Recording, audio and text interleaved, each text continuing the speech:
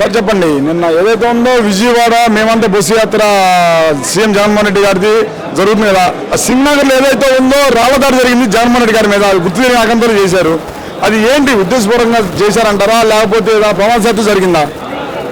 ప్రమాదవశాత్తు జరగాలంటే అంతమంది సెక్యూరిటీ, లక్షల మంది అభిమానులు జగనన్నకి, ఒకరు ఇద్దరు కాదు, తెలుగు రాష్ట్రమే ఆయన పక్కుంది, ఆయన వెన్నంటూ ఉంది.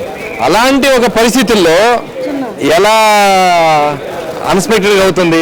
స్కెచ్ చేశారు, ప్లాన్ చేశారు. ఇంకొకటి ఏంటంటే, దాన్ని ఒక ఎగ్జాంపుల్ చెప్పాలంటే, ఇక్కడ ఇది కణత ఉంది కదా, కణతకి పైన మార్క్ పడింది, ఇక్కడ ప్లాన్ చేశారు. అది అన్న దేవుడు యొక్క దయ, ఆయన అభిమానులు, ఆయన యొక్క అదృష్టం. ఆయన జస్ట్ అలా తిరగటంతో మిస్ అయ్యి ఇక్కడ పడింది, లేకపోతే ప్రాణమే పోవాల్సింది. ఎందుకు ప్రాణాలు తీయాలి? అవసరం ఏంటి? అమ్మఒడి, పెన్షన్లు కానీ ప్రతి ఒక్కరికి ఎవరికి ఏమేం కావాలో, ఒక ఇంట్లో కొడుకుగా, అన్నగా, తమ్ముడుగా ప్రతి ఒక్కడికి, ప్రతి ఇంట్లో ఒకడాయన, ప్రతి ఇంట్లో ఒకరు. అలా ఉంటున్నప్పుడు ఎందుకు ఓర్చుకోరు? కానీ కోడికత్తి డ్రామాకి మరోసారి జగన్ తెరలేపడి ఎంత కావాలని చేశారని చెప్పేసి అంటున్నారు కదా. అది ఎలా అవుతుంది? దానికి కారణాలు ఏంటి? అసలు కొద్దిగా ప్రతి ఒక్కరికి, సామాన్యుడికి, సగటు మనిషికి ఏమీ తెలియని పిచ్చోడిని అడిగినా కూడా చెప్తారు.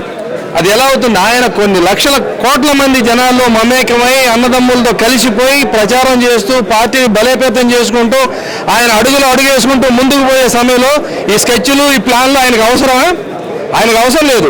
ఆయన ప్రతి ఒక్కరితో ఉన్నాడు, ప్రతి ఒక్కరితో మమేకమై ఉన్నాడు. ప్రతి కుటుంబంలో అవ్వకి, తాతకి, అన్నకి, ప్రతి ఒక్కరిలో ఆయన కుటుంబంలో ఒక రక్త సంబంధంలో కలిసిపోయాడు. ఆయన ఇప్పుడు స్కెచ్ చేసి గెలవాల్సిన అవసరం లేదు. ఆయన గెలుపు ఎప్పుడో ఖాయమైంది. దానికి ఈ రోజు మీరు మీ పేరు చెప్పాల్సిన అవసరం లేదు. మీరెవరో ప్రజలు చూస్తున్నారు, అందరికీ తెలుసు. రేపు కేవలం 30 రోజులు ఉంది, కాసుకోండి. ఓటు అనే ఆయుధంతో గుద్ది మిమ్మల్ని మట్టి కనిపించకపోతే జగనన్నే కాదు, ఆయనకు తోడు ప్రతి ఒక్క కార్యకర్త, ప్రతి ఒక్క పార్టీలో ఉన్న ప్రతి ఒక్కరు, ఒకరే కాదు అందరూ ఉన్నారు.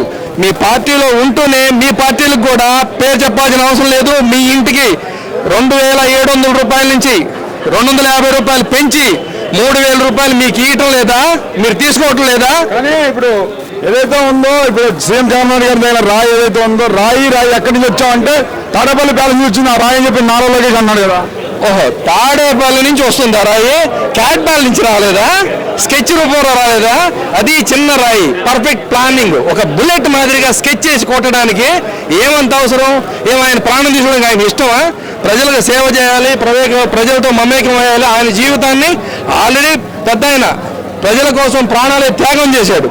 మళ్ళీ ఈయన అదే దారిలో ప్రజల కోసమే బతుకుతున్న ఆయన ప్రాణం తీసుకోవాల్సిన అవసరం లేదు, స్కెచ్ చేయాల్సిన అవసరం లేదు. స్కెచ్ ఎవరు వేశారో, ఎవరు ప్లాన్ చేశారో ఏంటో కాసుకోండి. 30 రోజుల్లో ఎవరు ఏంటో తెలిసిపోతుంది. మళ్ళీ అధికారంలోకి వచ్చేది మేమే.